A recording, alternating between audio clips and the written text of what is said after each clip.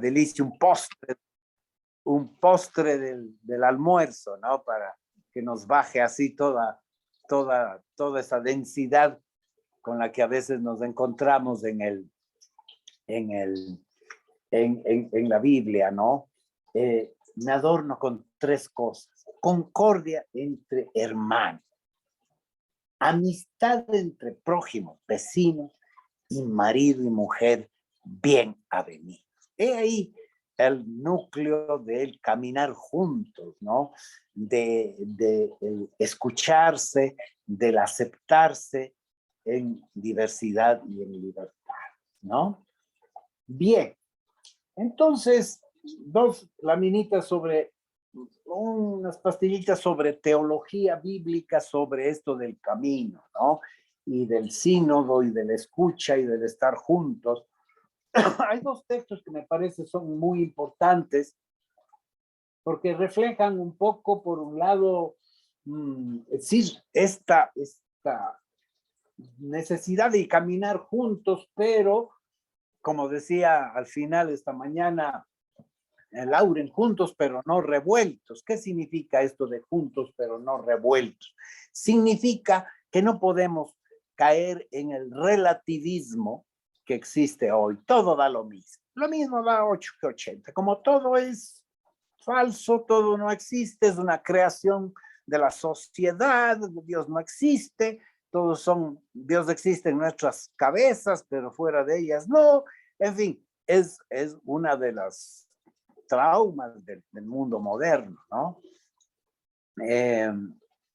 Hay un cartel ahí que dice que el anfitrión está grabando.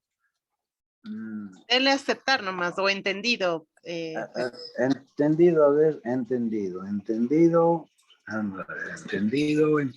ya entendí, ya, listo, está entendido. Entonces es interesante, ¿no? Cómo esta bifurcación de los caminos tiene que ver con lo irrenunciable que es la verdad más profunda, la justicia más exigente y la solidaridad más radical, ¿no? Creo que eso es lo que divide. Ya ni siquiera son las doctrinas, ni siquiera son los credos, ni siquiera son los sacramentos, los rituales, no. La división que hoy atraviesa el mundo es aquellos que están por la verdad, la justicia, la paz, la convivencia armónica, y aquellos que siguen aferrados a la idea del poder, del dominio, de la explotación, del aprovechamiento, de la vanidad, de la codicia, ¿no? Entonces, vemos que este dicho del profeta Isaías, ¿no? Los profetas, a partir de su experiencia de portadores de la palabra de Dios que invita a caminar juntos, llegan a la conclusión de que los caminos de Dios y los caminos del hombre son absolutamente distintos, ¿no? Tienen ustedes Isaías 55, buscad a Yahvé mientras se deja encontrar, llamadle mientras está cercano, deje el malo su camino, el hombre inicuo sus pensamientos y vuélvase a Yahvé, que tendrá compasión de él, que será grande en perdonar, porque no son mis pensamientos vuestros pensamientos, ni vuestros caminos son mis caminos, porque cuanto aventaja el cielo a la tierra, así aventajan mis caminos a los vuestros y mis pensamientos a los vuestros, ¿no? De ahí que Jesús nos pedía la conversión, la metanoia, que es el cambio de la mentalidad, el cambio del corazón y de la praxis de vida que nos lleva a pensar como Dios. Es curioso que San Pablo en una de sus cartas dice, escuchadme y hacedme caso, que yo también creo tener los pensamientos de Dios, ¿no? O sea, el profeta tiene una íntima comunión, una empatía, una comunión de alguna manera con los pensamientos de Dios. Yo diría, con los mejores pensamientos de Dios, porque también a Dios se le atraviesan malos pensamientos, según la propia Biblia, ¿no? Eso de querer castigar y destruir al pueblo, ay, los profetas se lo cuestionan, el propio Moisés le cuestiona a Dios eso, aunque Dios también le cuestiona a Moisés, porque a veces es Moisés el que quiere destruir al pueblo, ¿no? Moisés está harto del pueblo, dice, ya, manda la mierda a este pueblo y hazte otro.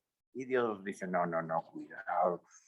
Si esta gente pobre no sabe dónde tiene la mano derecha ni la izquierda. Y otras veces es Dios el que dice, este pueblo ya me tiene harto, así que ya, que se vaya al carajo. Y entonces es Moisés el que dice, pero Señor, ¿qué van a decir los enemigos que los sacaste de Egipto para hacerlos morir en el desierto? No, no, no. Sé coherente contigo mismo y date cuenta que no está bien lo que estás pensando, ¿no? Es interesante y por eso dicen los rabinos judíos que leyendo estos pasajes de contrapunto entre Dios y Moisés, Dios le dijo, porque dicen nuestros rabinos, dicen los judíos, ¿por qué ocurre esto? Cuando Dios quiere destruir al pueblo, Moisés lo defiende, y cuando Moisés quiere destruir al pueblo, es Yahvé quien lo defiende. Y dicen los rabinos, porque Dios le dijo también a Moisés, cuando yo sea justicia, tú serás misericordia. Y cuando yo sea misericordia, tú serás justicia. Es decir, este tema de la justicia y la misericordia que deben caminar juntas, aunque parezcan y sean también en la realidad aparentemente dos valores contradictorios y encontrados, ¿no? Entonces, muy interesante esto, y entonces, claro, el malvado, el mundo, el pensamiento del siglo, dirían, acomodarse así, por eso dirá Santiago, no puede haber amistad entre Dios y el mundo. El que ama al mundo odia a Dios, y el que odia al mundo ama a Dios. Un poco esta radical división que produce de la palabra, la presencia de Dios y del Espíritu, ¿no? Bien, otro texto que nos habla de la teología del camino son precisamente la del Deuteronomio, los dos caminos, ¿no? A pesar de los deseos de unidad y armonía, el bien y el mal existen, y la libertad humana debe escoger. La presencia del bien, la verdad, la justicia constituyen un juicio discriminatorio que tiene consecuencias de vida o muerte, ¿no? Por eso también Jesús dirá, yo he venido para un juicio, no he venido para condenar a nadie. La palabra encarnada en Jesús, al hacerse presente el justo por excelencia, el mundo se divide en aquellos que escuchan y aceptan la realidad, verdad propuesta por el justo, y aquellos que intentan destruirla y matarla, ¿no? Yo he venido para un juicio, para que los que dicen que ven se queden ciegos y los ciegos vean, ¿no? Es decir, los dos caminos. Es famoso el texto de Deuteronomio 30, 15, 20. No es más largo, aquí lo he resumido, ¿no? Mira que yo pongo hoy ante ti vida y felicidad, muerte y desgracia. Si escuchas los mandamientos de Yahvé tu Dios, que te prescribo hoy, si amas a Yahvé con todo tu corazón y sigues sus caminos y guardas sus mandamientos, vivirás y te multiplicarás en la tierra que te voy a dar, ¿no? Pongo hoy por testigos al cielo y la tierra, te pongo delante vida o muerte, bendición o maldición. Escoge la vida para que vivas, tú y tu descendencia, pues en eso está tu vida mientras habites en la tierra de Yahvé, que Yahvé juró dar a tus padres Abraham, Isaac y Jacob, ¿no? Entonces, cuando Jesús dice que en dónde está la vida, ¿no? ¿De dónde proviene la vida? La vida proviene de esta apertura y permanente a la insinuación del Espíritu, que nos invita a caminar por el camino del bien y a desechar el camino del mal. Obviamente ya este texto incorpora la idea del karma, ¿no? No es que Dios No existe el destino que tú estás destinado a ser feliz y tú a ser desgraciado, no.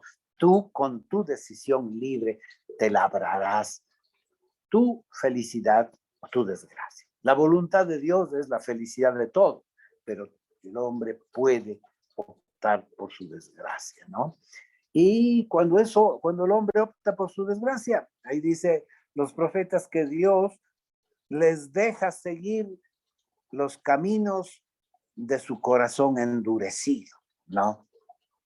En la espera de que algún momento, en alguna esquina, en alguna vuelta de la vida, se encuentren estas personas de nuevo con la misericordia, con la posibilidad de cambiar, ¿no?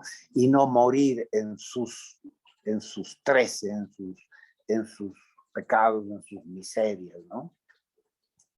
Entonces, ahí tenemos esos dos textos muy importantes, ¿no? Ahora yo quería, ya para ir cerrando lo nuestro, pues esta tarde, compartir y leer con ustedes el texto sorprendente, ¿no? Que quisiera que alguno de ustedes lo lea, en 1 Samuel 4:10. Por favor, los voluntarios que alcen la manito.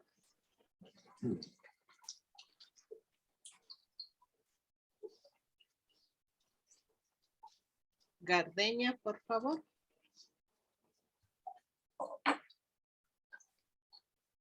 Sí, cómo no. Un texto sorprendente. Ante la amenaza de los filisteos, las tribus decidieron organizarse como monarquía y designarse un rey. A Samuel, último juez y primer profeta, le tocó acompañar esta tradición. 1 Samuel 8, de 4 a 10. Se reunieron todos los ancianos de Israel y se fueron donde Samuel a Ramá y le dijeron: mira, tú te has hecho viejo y tus hijos no siguen tu camino.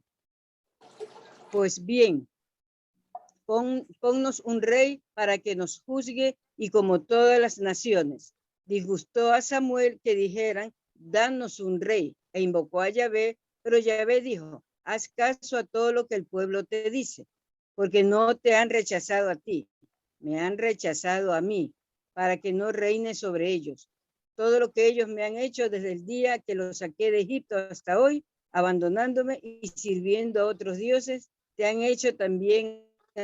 Escucha, sin embargo, su petición, pero les advertirás claramente y les enseñarás el fuero del rey que va a reinar sobre ellos. Samuel repitió todas estas palabras de Yahvé al pueblo que perdía un rey. Que pedía. Palabra de Dios. Pedíamos. Que pedía un rey. Perdón, sí. Pedimos. Bueno, a ver, yo quisiera conversar con ustedes sobre este texto porque es un texto muy interesante, quizá uno de los pocos textos en los que Dios, el profeta y el pueblo aparecen dialogando juntos, ¿no? Y donde, a diferencia de otros textos, Yahvé mismo le pide a Samuel escuchar al pueblo y hacer lo que el pueblo dice, ¿verdad? Yo quisiera que comenten ustedes esta sorpresa de este texto, ¿no? Y a ver cómo resolvemos esto, ¿no? Sí, precisamente la petición de un rey va a significar una traición al proyecto yavista, donde Dios es el rey, y el pueblo decide darle un giro a la alianza con Yahvé y ponerse un rey como los demás pueblos, seguir el ejemplo de los demás pueblos, en vez de ser un pueblo diferente, ¿no? Y resulta que Yahvé le dice a Samuel que escuche lo que dice el pueblo y que haga lo que el pueblo dice, aunque Dios mismo dice que le están rechazando a él y por supuesto también al profeta. ¿Cómo entender esto? Quisiera escuchar sus opiniones.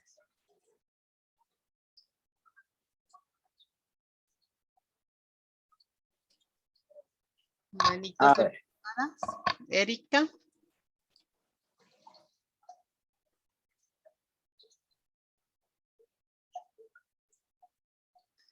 Erika estaba para la lectura, ¿verdad? Entonces te voy a bajar la mano. Opiniones, tienen el chat habilitado. Voy a pasearme por la sala a ver si hay alguien con la manito levantada. Mientras tanto, Lourdes Holguín, por favor.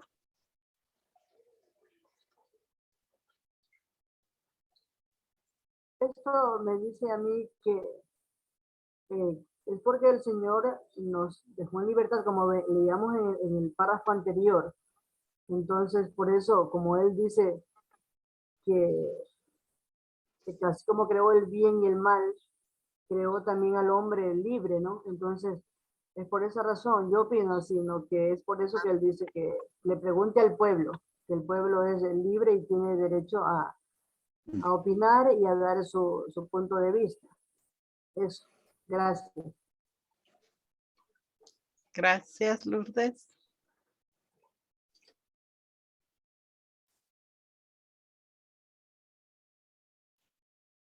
¿Alguien más? Alcen la manito. Vivian, por favor.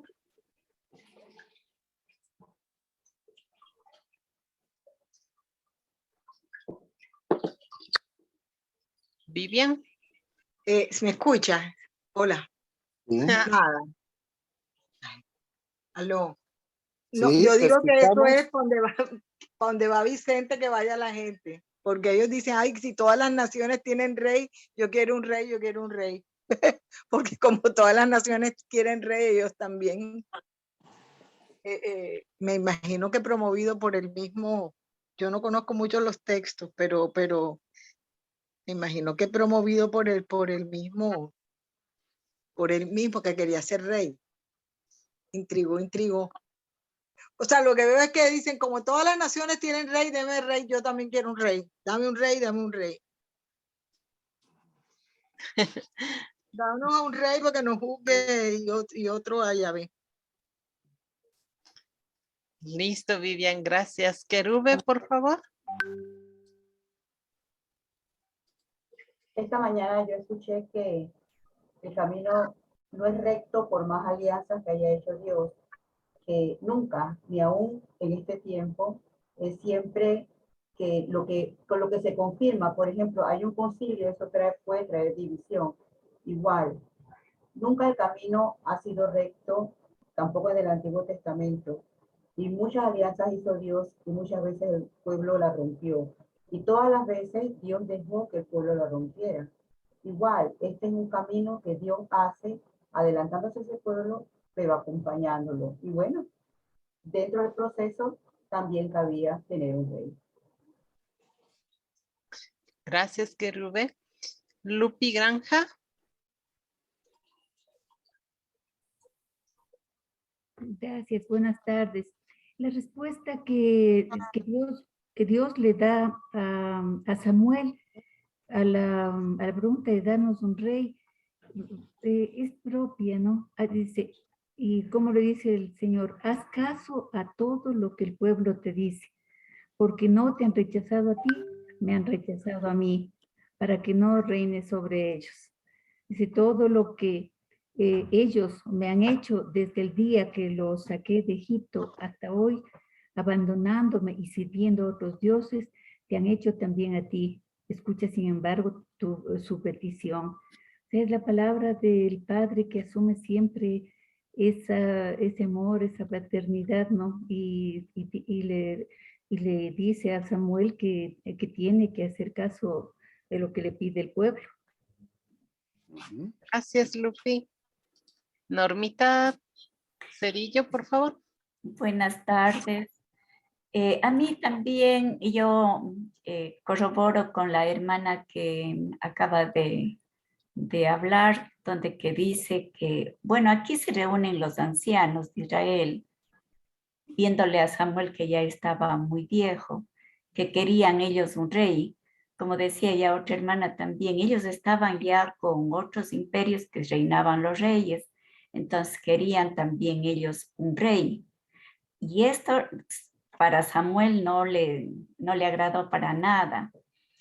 Pero como dice que invocó a Yahvé y Yahvé le dijo que no te han rechazado a ti, más bien me han rechazado a mí para que yo no reine sobre ellos.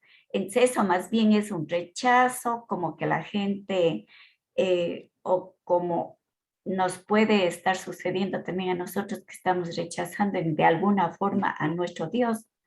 Y en ese entonces también este pueblo rechazaba a Samuel y querían un rey pensando que ellos van a sentirse de otra manera. Yo pienso así que esta palabra me dice a mí. Gracias. Gracias, Normita. Lucila Morales, por favor. Gracias, Kathy. Pues no, yo pienso también, unido todas las opiniones que dicen ahí, pues yo lo que veo es que el pueblo, no, las personas no han sabido lo que es la libertad de Dios, que la libertad que Él nos da y inconscientemente, sin saber, quieren seguir siendo pues dominados por un rey, porque al final el Señor lo que le dice, adviértales bien claro, explícales los derechos del rey. Pues ahí es donde pienso yo de que no se ha sabido tener, qué es tener esa libertad que Dios nos da. Gracias. Gracias, Lucila. Y tenemos aquí en el chat. Yo puedo añadir un par de cositas a esto, que lo puse ahí al comienzo del texto, ustedes verán, ante la amenaza de los filisteos. Hay que entender por qué históricamente las tribus deciden pasar de este modelo de alianza tribal a un modelo monárquico de autoridad unificada para convertirse en un estado, ¿no? ¿Por qué? Porque los filisteos eran una amenaza muy grande. Si no se organizaban de otra manera, probablemente las tribus iban a ser sometidas a los filisteos, porque los filisteos tenían la tecnología del hierro, mientras que las tribus solo tenían palos de pastores, bastones de pastores, ondas, recuerden la pelea de David contra Goliat, y claro, los otros tenían carros tirados por caballos, arcos, flechas, lanzas, escudos, ¿cómo se llama esto? Que poner sobre el cuerpo, armaduras, ¿no? Entonces, claro, la desventaja tecnológica era como ahorita Rusia con los ucranianos, ¿no? Y entonces, el pueblo, los ancianos reflexionaron sobre esta realidad de que no podían seguir así de vez en cuando haciendo un gran sínodo y eligiendo un líder temporal, que necesitaban una organización más permanente, ¿no? Y claro que, por lo tanto, este texto dice que de alguna manera Dios reconoce y le pide a Samuel que tenían cierta razón, ¿no? En esta búsqueda de una organización, porque era mejor ser gobernado por uno de los suyos que no caer en manos de los filisteos, ¿no? Yo diría que este texto marca miles de años antes de la Revolución Francesa la separación entre iglesia y Estado, ¿no? La separación entre las decisiones políticas y las decisiones de fe. Vivir en una teocracia, no sé si es peor y más peligroso que vivir en un estado laico. En un estado teocrático, resulta que la ley de Dios es la ley, es el código de derecho civil, y eso pasa con los pueblos musulmanes, donde se establece la ley de la Sharia, ¿no? Donde el Corán es el Código de Derecho Civil y por lo tanto, si alguien adultera, lo apedrean. Si alguien roba, le cortan una mano, ¿no? En este texto se distingue entonces de alguna manera las cuestiones de fe, de la alianza, que es más bien ética que política. Es decir, en este momento como que Dios se desentiende de, porque hasta entonces Dios ha sido el Yahvé Sebaot, el Yahvé de los ejércitos, ha sido un Dios guerrero. Ahora Dios dice, no, yo ya no voy a seguir en las guerras. Este es un asunto que está en manos de ustedes, ¿no?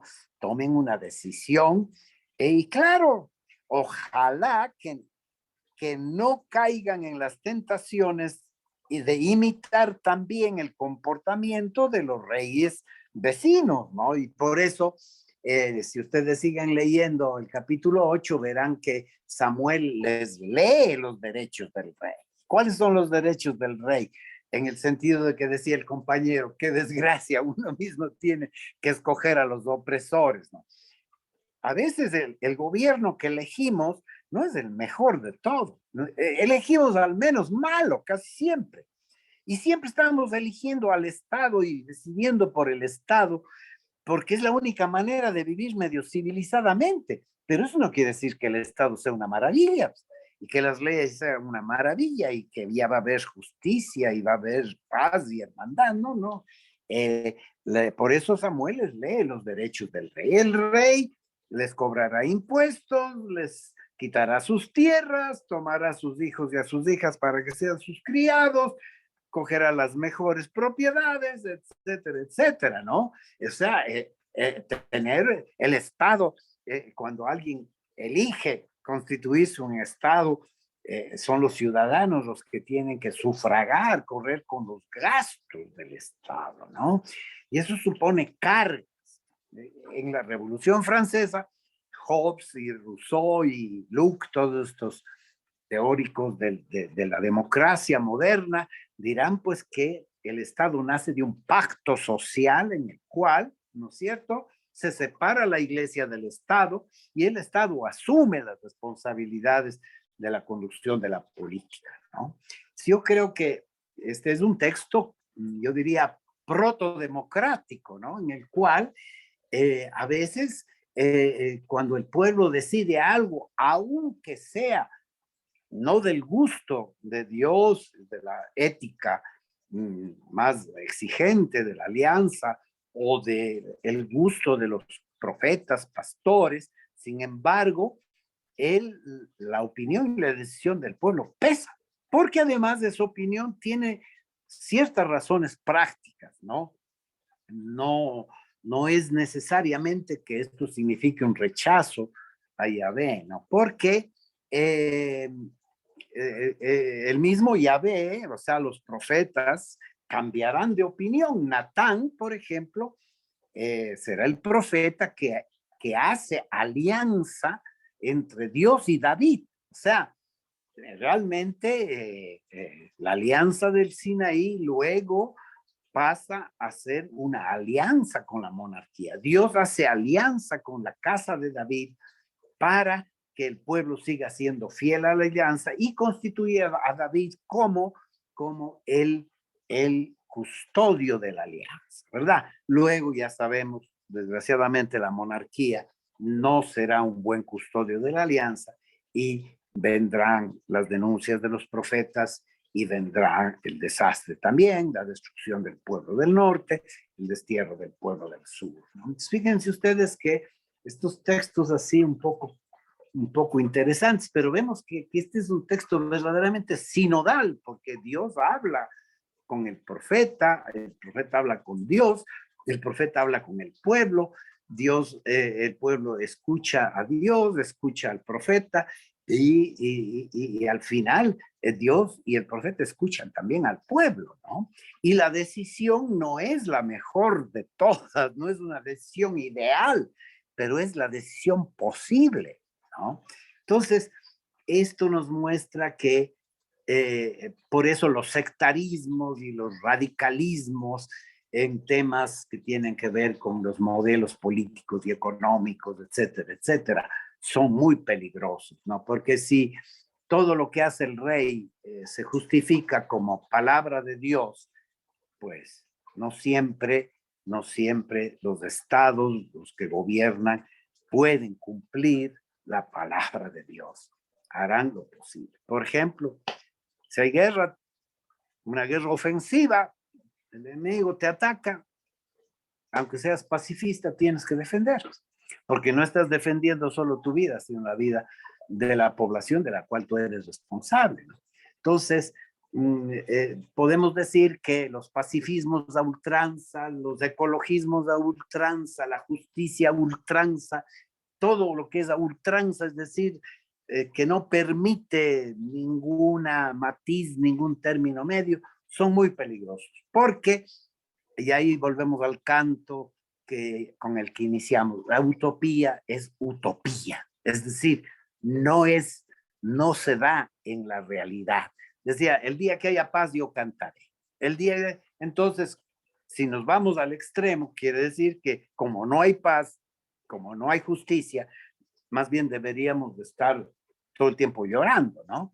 Pero precisamente cuando falta la paz, cuando hay guerra, hay que cantar más a la paz. Cuando hay injusticia, hay que cantar más la justicia. Cuando hay opresión, hay que cantar la libertad. O sea, ¿por qué? Porque el canto y el decir lo que deseas y lo que sueñas atrae, dirían los maestros espirituales de Oriente, atrae aquello que tú deseas, se acerca con el deseo, ¿no? El deseo te pone en acción para operar y trabajar para que eso que deseas que sea realidad. No basta con hacer oraciones, hay que ponerse a trabajar para que lo que soñamos algún día, quizá no lo veamos nosotros, lo vean las futuras generaciones, sea realidad. Bueno, ¿hasta qué horas tenemos el tiempo? Hasta las 5. Hasta las 5. Bueno, entonces vamos a seguir conversando sobre los textos, ¿no? Algunos pueden ser más felices. Dios la escucha o sea, decimos siempre que Dios escucha a los pobres, ¿no? Veamos, a ver, cierto que el Salmo 34:7 dice, cuando el pobre grita, Yahvé lo oye y lo salva de todas sus angustias. Pero veamos lo que experimentó Amós en el capítulo 8, 4, 6, frente a el comportamiento del pueblo, también de los pobres, ¿no? ¿Quién quiere leer? Rubén, por favor. La escucha de los pobres. El profeta es testigo que confirma lo que no se oculta a los ojos de Dios, que ve la injusticia y escucha el clamor de los pobres. Amós 8, 4, 6. Y me dijo, ¿qué ves, Amós? Yo respondí, una canasta de fruta podrida. Y Yahvé me dijo, ha llegado la madurez para mi pueblo Israel, ni una más le volveré a pasar. Los cantos de palacio serán lamentos aquel día, serán muchos los cadáveres, en todo lugar se arrojarán silencio. Escuchad esto, los que pisoteáis al pobre y queréis suprimir a los humildes de la tierra, diciendo, ¿cuándo pasará el novilunio para poder vender el grano y el sábado para dar salida al trigo, para achicar la medida y aumentar el peso, falsificando balanzas de fraude? Salmo 34:7. Cuando el pobre grita, Yahvé lo oye y lo salva de todas sus angustias. Bueno, entonces aquí tenemos esta doctrina clásica de Israel, ¿no? De que cuando el pueblo, el pobre, su pueblo clama a Yahvé, Dios responde. Y Dios responde para liberar de alguna manera, ¿no? Entonces, pero vemos que aquí que no es solo el opresor, no es solo el Estado, ¿no? Vemos aquí que el opresor es el que vende grano en la plaza, que el opresor es el que tiene un poco más y abusa del que tiene menos, ¿no?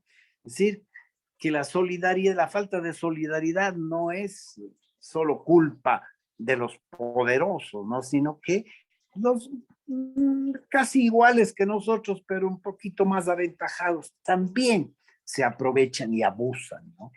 Entonces, los profetas no son ideólogos del socialismo, ¿no? De la lucha de clases, pobres contra ricos, no. Denuncian que la injusticia, la codicia, la falta de solidaridad ha penetrado en toda la... Y claro, hay unas víctimas que serán inocentes porque son víctimas, pero si esas víctimas llegan a tener un poquito de mejor situación, igual, incluso van a tomar revancha, ¿no? Así me hiciste, así te voy a hacer yo.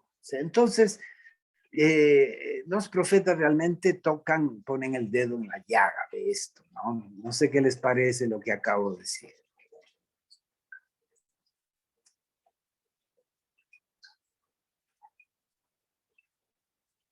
Compañeros.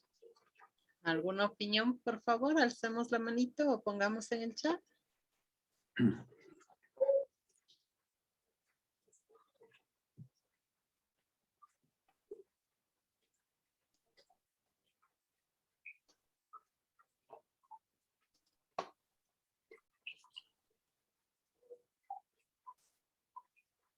Bueno, si no hay, pasamos al texto siguiente. Sí, no hay opiniones por Ya. ahora. Bueno, Dios camina con el pueblo. Bien, leamos. ¿Quién quiere leer? Bueno, lo voy a hacer porque no hay Ya. voluntario. Ya. La tesis de que Dios camina con el pueblo, lo escucha y sale en su ayuda no es absoluta y está condicionada a la obediencia, a la alianza y a su recuerdo. Es más, Dios se ha vuelto un enemigo del pueblo. Lo encontramos en la cita de Lamentaciones 2 del 1 al 22. En el ardor de su cólera ha quebrado todo el rigor de Israel. Ha echado atrás su diestra de frente al enemigo. Ha prendido en Jacob como fuego llameante que devora a la redonda. Ha tensado su arco, igual que un enemigo. Ha afirmado su diestra como un adversario, ha matado a todos los que eran encanto de los ojos. Se ha portado el Señor como enemigo y tampoco sus profetas logran visiones de Yahvé. Bueno, fíjense qué situación tan trágica, ¿no? El amigo de Dios, del pueblo, el amigo de Abraham, el amigo de Moisés, el Dios apasionado que cría a su hijo con cariño, que cuando Israel era niño yo lo amé, yo le enseñé a caminar, como una madre que acoge a su hijo en su vientre, en su regazo y lo consuela. En el momento en que realmente Israel es atacado por sus enemigos, parece totalmente abandonado de Dios. Es más, los profetas sienten que ese abandono es a propósito y que es más, Dios está utilizando a sus enemigos para castigarlo, ¿no? Te has vuelto como un enemigo, ¿no? Te has vuelto como un enemigo, como un adversario. Es tremendo, ¿no? Por eso es tremendo caer en las manos de Dios vivo, dice, ¿no? Es tremendo experimentar lo que la Biblia llama la cólera de Yahvé, ¿no? La cólera de Yahvé, el día de Yahvé que era esperado como salvación y resultó ser realmente un día terrible de castigo, ¿no?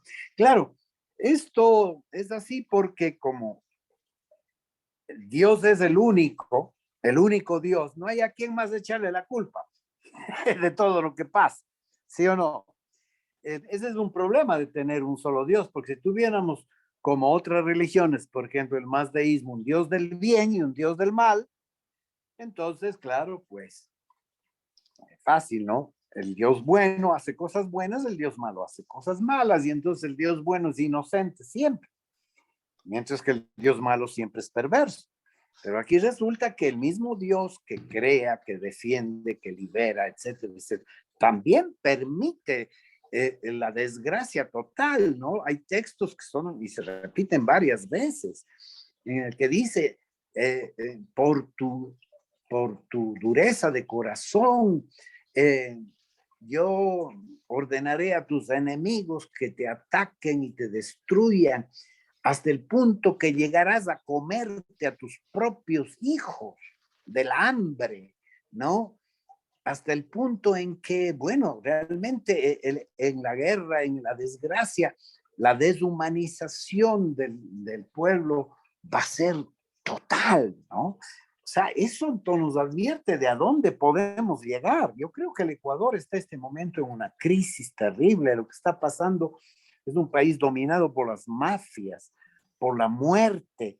Lo que pasa en las cárceles, en las calles de Guayaquil, no nos debe dejar impávidos. Esto es lo que esta especie de... Claro, a pesar de que el Ecuador esté consagrado al corazón de Jesús, ¿de qué sirve? ¿De qué sirve? ¿No? Cuando hemos permitido, por nuestra incapacidad de solidaridad, de justicia, por nuestra corrupción creciente, hemos permitido que nuestra sociedad llegue a estos límites tan brutales, el desmembramiento de los enemigos en las cárceles, entre las mafias, no puede resolverse simplemente como hace la policía, es decir, es una guerra entre bandas, es disputa territorial, no sé qué, y ahí se cierra el caso, ¿no? Estos asesinatos a mujeres por celos, ¿no? Y eso que a Dios, a veces, también se le llama un Dios celoso, ¿no? Que no permite y parece un Dios que quiere destruir, que quiere vengarse. Además se habla de la venganza de Dios, ¿no? Yo creo que esos textos del Antiguo Testamento ya han sido superados, gracias a Dios por el Evangelio, ¿no? No pueden ser esos textos esgrimidos como si no hubiera un Nuevo Testamento, como si no hubiera venido Jesús, ¿no? Por eso a veces los hermanos evangélicos que se aferran a unos textos del pasado pueden encontrar en viejos textos justificación para sus fundamentalismos. No podemos ser nosotros fundamentalistas, ¿no? Jesús, algo nuevo ocurrió en el Evangelio, algo nuevo ocurrió con Jesús que ya no nos permite seguir manteniendo una imagen de Dios, ¿no? Con ideas de venganza, de castigo, sino de misericordia, ¿no? Entonces, pero ¿no crees, ¿sí? no crees que estos textos hacen lo que hacemos hoy? Echarle la culpa a Dios de lo que los humanos hacemos y las instituciones, porque esas referencias que haces a la segunda lamentación, bueno, por un lado es una catarsis, ¿verdad? Al echarle la culpa a Dios se desahogan, porque es un sufrimiento tremendo. Es un texto escrito en la desolación cuando fueron llevados a Babilonia y todo estaba destruido. Es tremendo este capítulo 2 de Lamentaciones, pero hoy seguimos echando la culpa a Dios del hambre, de la falta de empleo, de las injusticias, de todo lo que está pasando, asesinatos. Aquí miren, un compañero nos dice, el mismo Señor que permite el desastre es el único Salvador que puede liberar de nuevo a su pueblo. Permite, sí. A ver. Como permitió la monarquía, es decir, Dios respeta nuestra libertad y incluso respeta las consecuencias de esa libertad. Cuando el padre Lauren dice que al fin le echamos a Dios la culpa porque como Él es el único y no hay a quien más echarle la culpa, claro, a veces le echamos la culpa al diablo, ¿no? Entonces, lo que estamos haciendo es negándonos a asumir nuestra propia sombra, asumir las responsabilidades de nuestros actos y sus consecuencias. Es decir, la conversión por eso pasa por aceptar lo que dice también el libro de las Lamentaciones. A nosotros, Señor, nosotros hemos sido los responsables. Nosotros tenemos responsabilidad. Ustedes verán que en el Ecuador, por ejemplo, en este momento, el Ecuador es un país de irresponsabilidad. Nadie asume.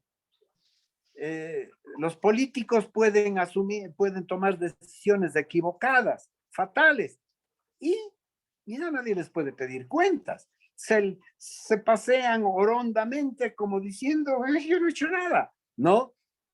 Los delincuentes, los mafiosos con poder se ríen de la justicia. Los papás socapan las majaderías de sus hijos, ¿no es cierto? ¿Sí o no? Entonces hay una impunidad, ¿no?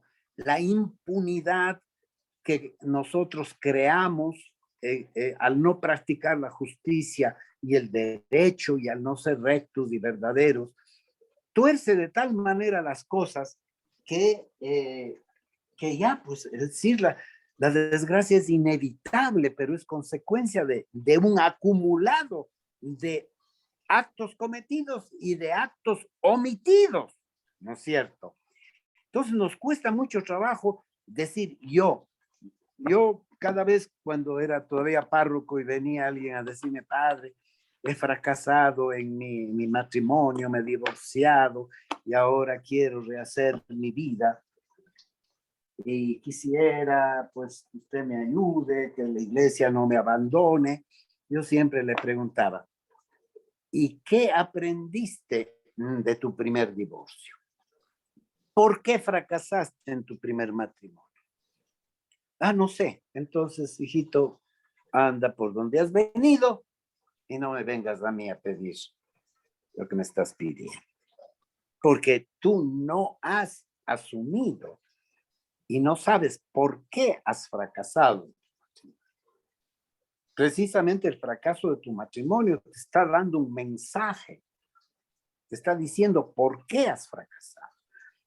Cuando algo nos ocurre en la vida, siempre debemos preguntarnos por qué ha sucedido esto. Esa es la lectura de los signos de los tiempos, no solo en los temas de salvación, sino también en los temas de dolor y de castigo, entre comillas. ¿Por qué? ¿Qué hiciera? Es que pagamos justos por pecadores. No es cierto. No es cierto. Cierto también es que aquí en la destrucción del pueblo de Israel todos se van a la porra, pues justos y pecadores, ¿no? Porque el enemigo y el castigo político de la violencia no discrimina. Los buenos son los que matan y los malos son los matados, y no distingue que hay buenos que hay que salvar la vida y malos que hay que matar. Se mata a todos los que son enemigos. Entonces, pero tenemos que aprender a hacernos cargo de nuestra propia sombra, ¿no?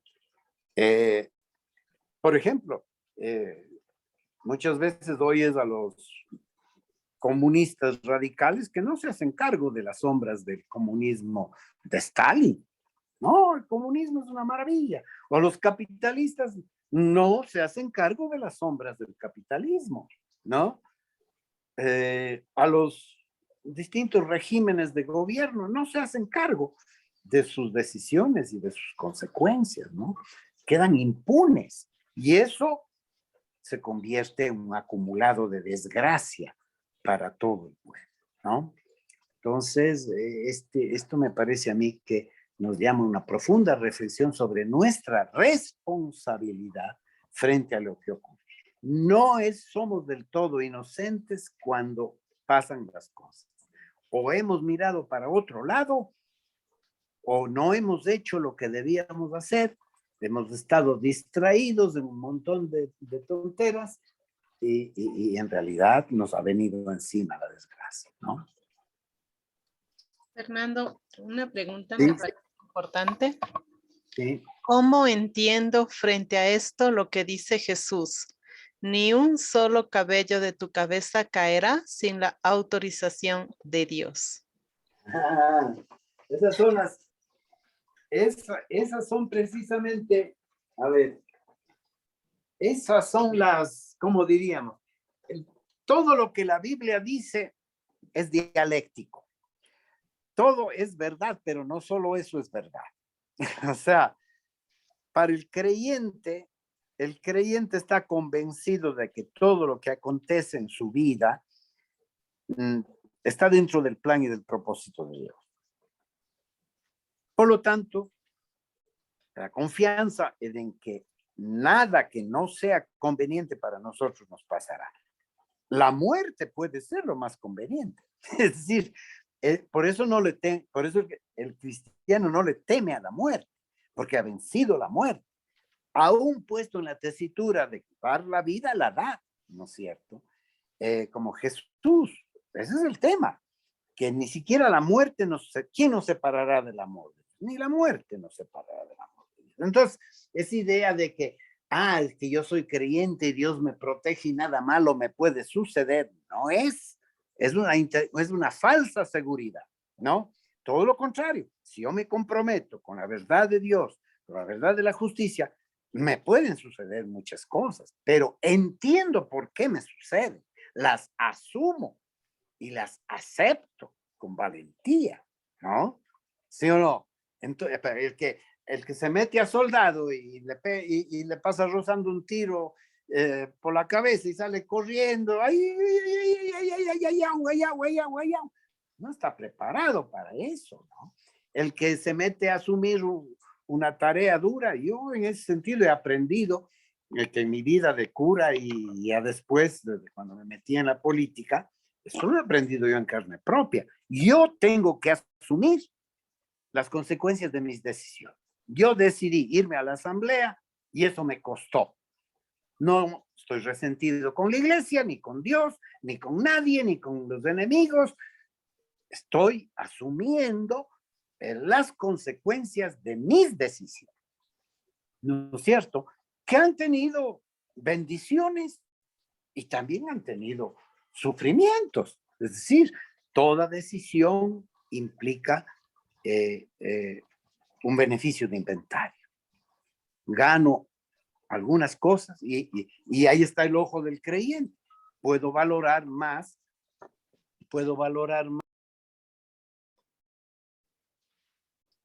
Se le fue, Padre Fernando. Se le fue. Le entró una llamada y tiene que asumirla. Dios, el pueblo camina con Dios. Ganemos tiempo. Interesante. Estate atenta a ver cuándo entra el Padre Fernando. La tesis de que el pueblo camina con Dios es también relativa. Los justos caminan en la senda de Yahvé, pero los malvados se apartan de esta senda. De igual manera, el pueblo en su conjunto más bien tiende a no escuchar la voz de Dios, a apartarse del camino del bien. Desde los orígenes, en Génesis 3. Y luego, ya en el desierto, adoraron al becerro de oro, ¿verdad? En Génesis 3 veíamos que el hermano mata a su hermano, Caín Abel. En el desierto, huyendo de Egipto, adoran al becerro de oro. Ya está, Fernando. En Gibeá cometieron atrocidades. Bueno, a ver, Fernando, estábamos, por si acaso no recuperabas el internet. El pueblo camina con Dios. Estábamos leyendo la filmina. Sí.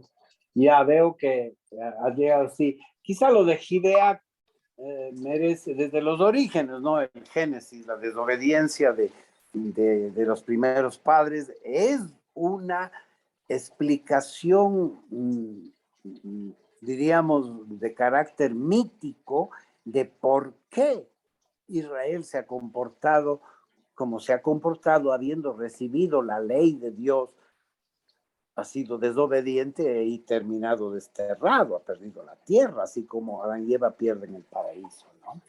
Era la adoración del becerro de oro, apenas salidos, han visto las maravillas que Dios ha obrado y en el desierto ya están, quieren un Dios visible, un ídolo, ¿no? Y a ese pecado original se refiere varios textos de la Biblia, ¿no? Ya en el desierto este pueblo mostró ser de dura cerviz, ¿no? En Gibea, en la época tribal, que parece ser de alguna manera la época de alguna manera, según algunos textos, la luna de miel, de oro, ¿no? De la edad de oro, con lo de Gibea es terrible. Hay un señor que tiene una mujer que se va a otra tribu y esta tribu le brinda hospitalidad, pero luego los de ese pueblo se cogen a la mujer y le violan y muere a consecuencia de la violación. Y entonces este hombre coge el cuerpo de la mujer, lo descuartiza y lo manda a todas las tribus, diciendo esto es lo que se hace en Israel, ¿no? Y todas las tribus se coaligan y caen sobre Gibea y matan a todos y destruyen la ciudad, ¿no? O sea, esta violencia está ahí en la época de las tribus, ¿no? O sea, entonces no hay época en la cual no hayan sombras, ¿no? Y por lo tanto, pues, este texto de Jeremías muestra cómo el pobre profeta Jeremías se siente tan solo en medio del pueblo, es que un pueblo que no está caminando con Dios para nada, pues no, para nada. Leamos Jeremías 9:1-5. Quien me diese en el desierto una posada de caminantes para poder dejar a mi pueblo y alejarme de su compañía. ¿Quién me diese? Porque todos ellos son adúlteros, un atajo de traidores que tienden su lengua como un arco. Es la mentira lo que prevalece en esta tierra. Van de mal en peor y a Yahvé desconocen. Desconfiad de cualquier hermano, porque todo hermano pone la zancadilla y todo prójimo propala la calumnia. Se engañan unos a otros, no dicen la verdad. Han avesado sus lenguas a mentir, se han pervertido, incapaces de convertirse. Fraude por fraude, engaño por engaño, se niegan a reconocer a Yahvé. No caminan con Dios. Qué texto tan duro, ¿no? El pueblo que camina con Dios. Es ahí la realidad amarga, ¿no? No puede ser una descripción más cercana a lo que pasa en nuestra sociedad, en ciertos sectores de nuestra sociedad, ¿no? Yo veo aquí en Cuenca cómo los partidos políticos, los movimientos sociales inventan mentiras, mezclan medias verdades con medias mentiras y los periodistas las propagan como si fueran verdades y nadie cuestiona y por miedo, y las autoridades no tienen miedo a enfrentar la verdad y la realidad, se mean de miedo y permiten que la mentira, el engaño, ¿no? Por eso las famosas fake news en las redes sociales, las realidades alternativas generadas por las propagandas de los políticos, etcétera. Estamos en la época de la posverdad, de la posjusticia. O sea, no es que esto pasaba, esto pasa hoy con nosotros, ¿no? Y si esto no nos duele, a veces a mí me pasa y digo, ¿cómo? No, a ratos me quisiera ir de Cuenca porque todos estos cuencanos se han vuelto unos... No, ya no hay amor a la tierra, ya no hay amor a la verdad. Todo el mundo anda buscando su pequeño trozo de tortilla, ¿no es cierto? Es terrible, ¿no?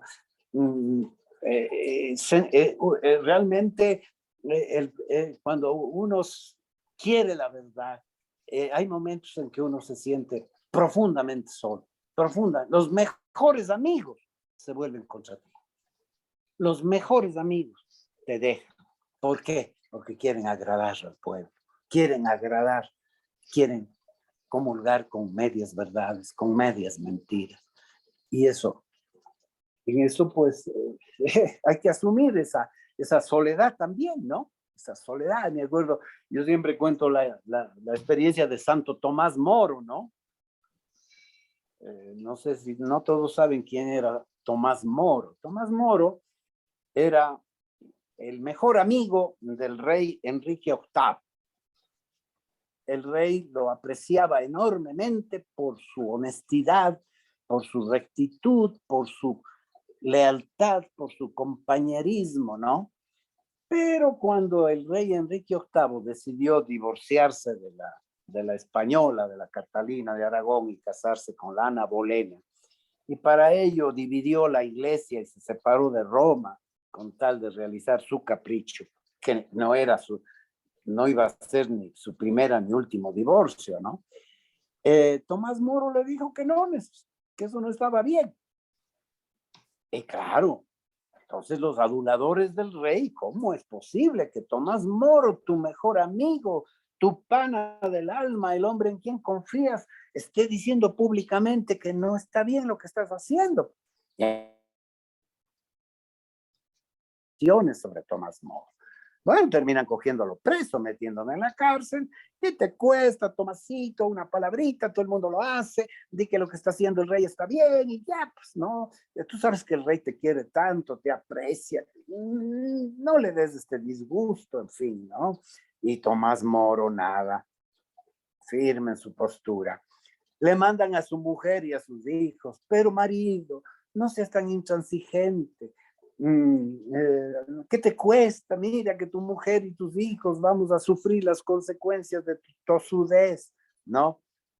Y Tomás Moro permanece firme. Y a Tomás Moro, su mejor amigo, le corta la cabeza. Su mejor amigo le corta la cabeza, ¿no? Entonces... En Londres, ¿verdad? En Londres, ¿no? Es impresionante, ¿no? Cada vez que un cristiano se enfrenta a la verdad, la tiene que defender con su cabeza. Como Jesús. Como Jesús. Es decir, como dice, seguir el ejemplo de Jesús que dio testimonio ante Pilato. Ese es el testimonio, ¿no? El testimonio ante Pilato. O como los hermanos macabeos en la tortura, ¿no? Entonces, hoy estamos en una sociedad que por otros medios, la sociedad te tortura para que no seas diferente, para que te acoples al pensamiento de la mayoría, a lo que está de moda, a lo que la gran masa populista aplaude, en todo, ¿no? Entonces, la cosa es más seria de lo que parece, ¿no?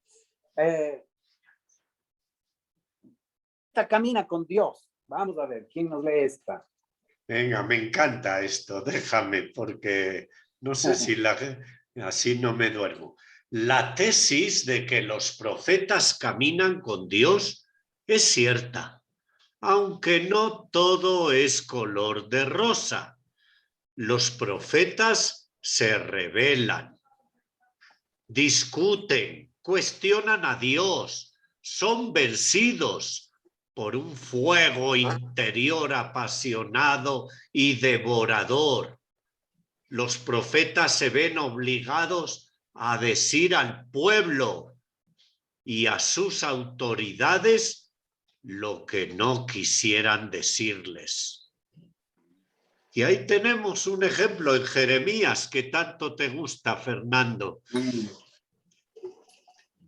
Dice Jeremías: me has seducido, Yahvé, y me dejé seducir.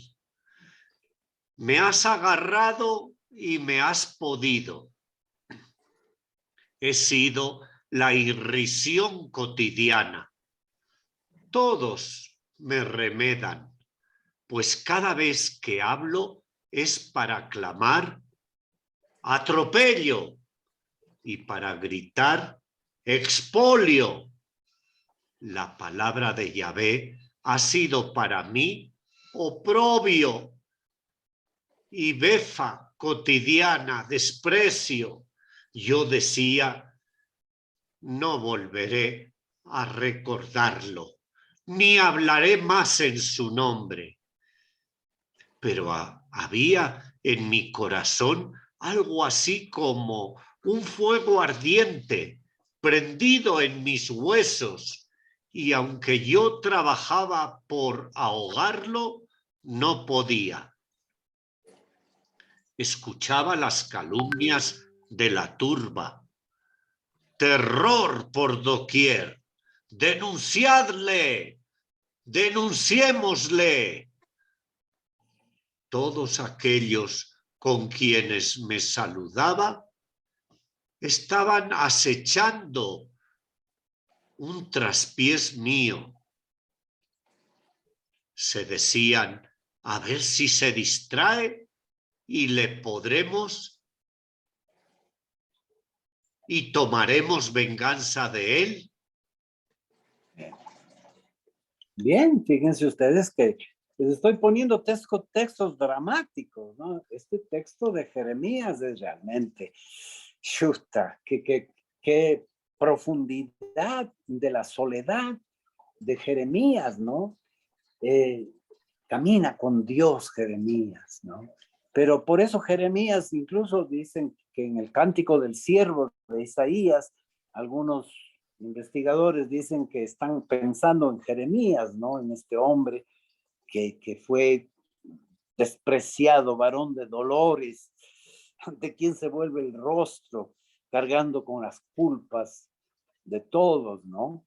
Y que fue llevado al destierro, a la fuerza, y quería quedarse, incluso compró una propiedad como signo de que tenía esperanza de que el pueblo podía salir a tocar, lo agarraron y lo llevaron a la fuerza al destierro a Egipto, a pesar de que él decía, también la mano de Babilonia llegará a Egipto y ahí también nos alcanzará el poder de Babilonia. Sin embargo, no le hicieron caso. Murió en el destierro de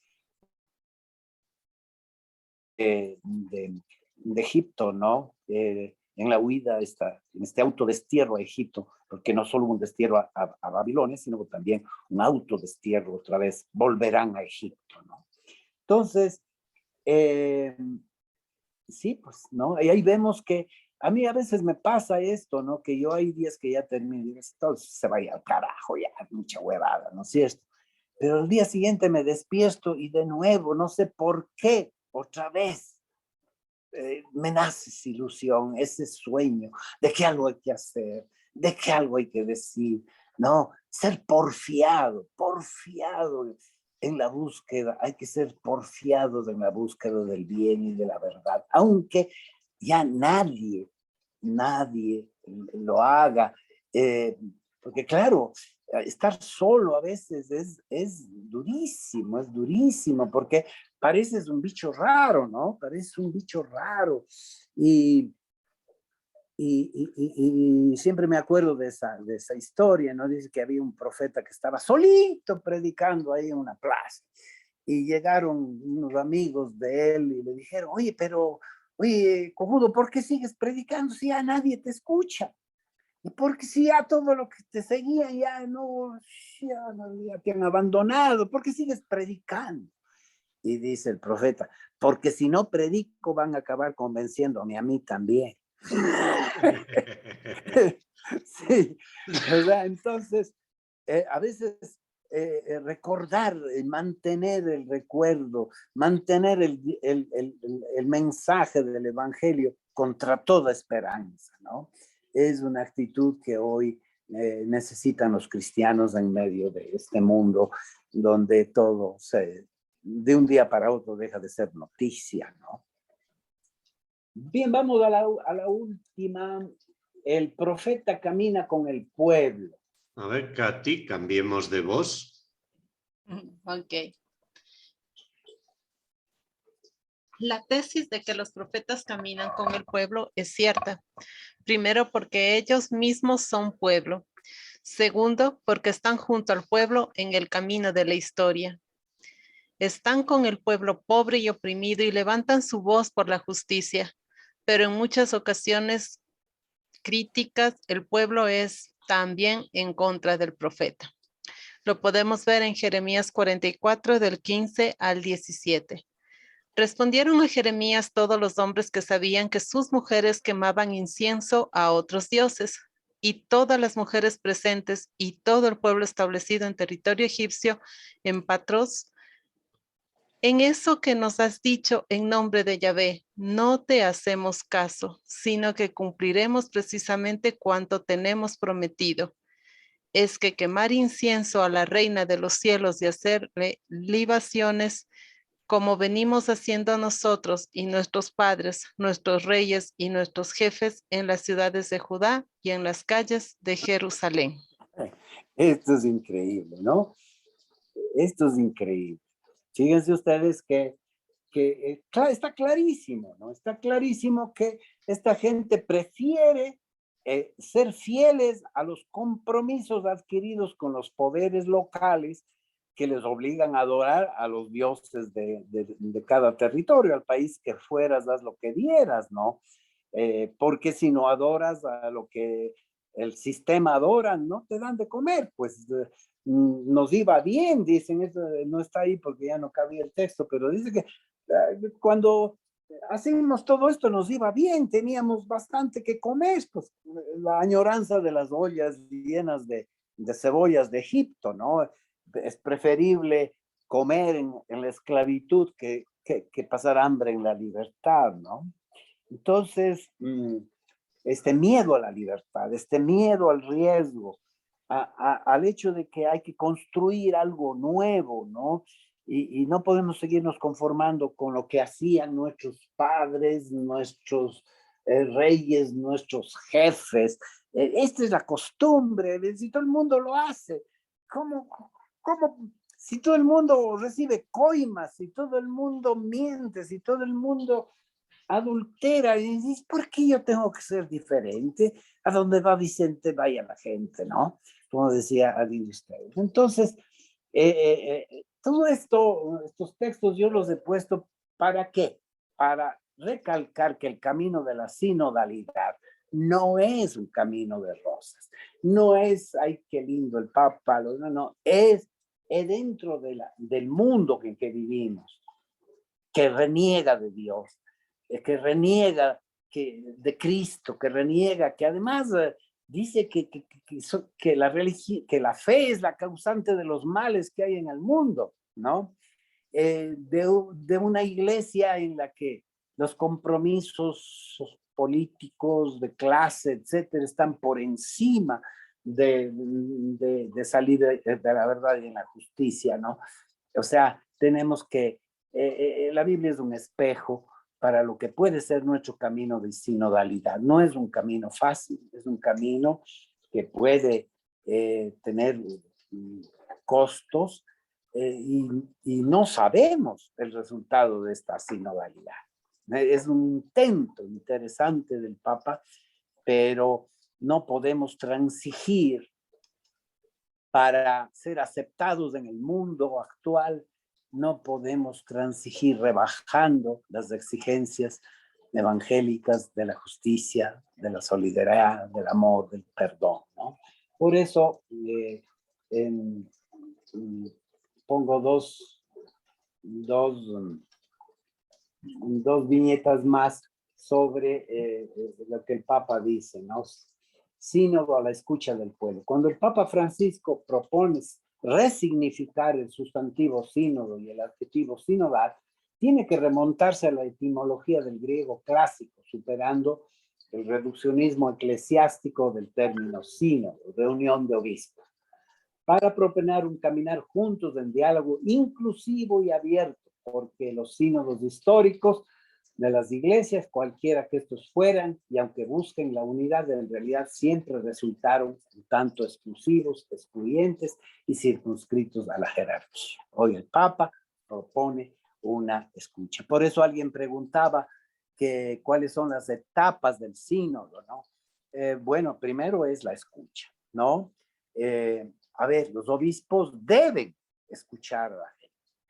Los laicos tienen muchas cosas que decir porque viven los problemas actuales.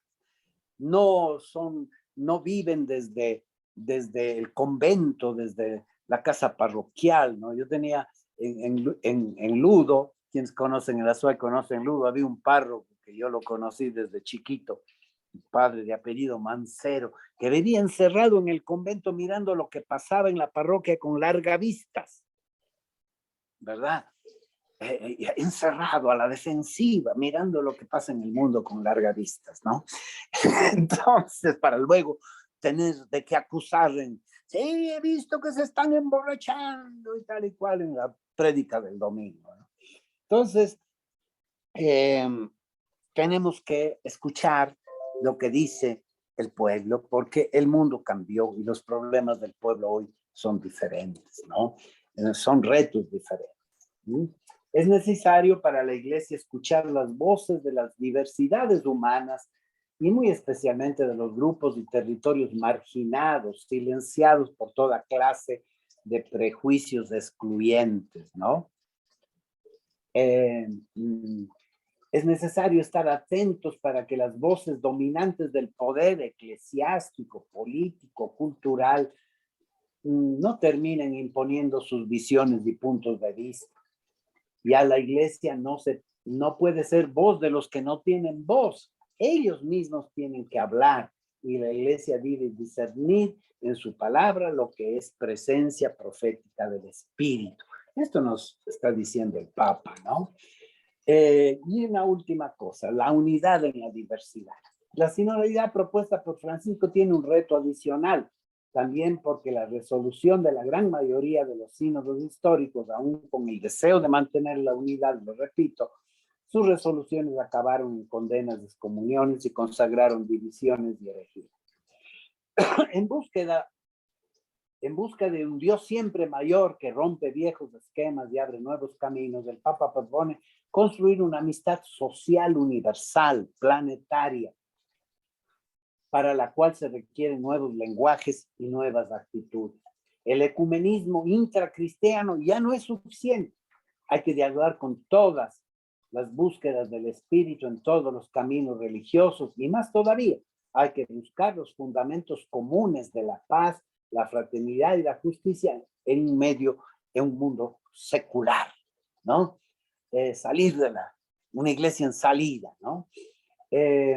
Como los profetas en su tiempo, nos toca asumir estos retos de fraternidad y comunión, no para traicionar las profundas verdades humanas y la verdadera justicia de nuestra fe y de nuestras convicciones, sino precisamente para encontrarlas de un modo más amplio y generoso y hacerlas realidad. Hasta aquí, pues, lo que he podido preparar es un documento en construcción que probablemente, pues, si ustedes siguen leyendo la Biblia, pensando, escuchando al Papa, pues van a poder irlo enriqueciendo y mejorando, porque esto es apenas un borradorcito, ¿no?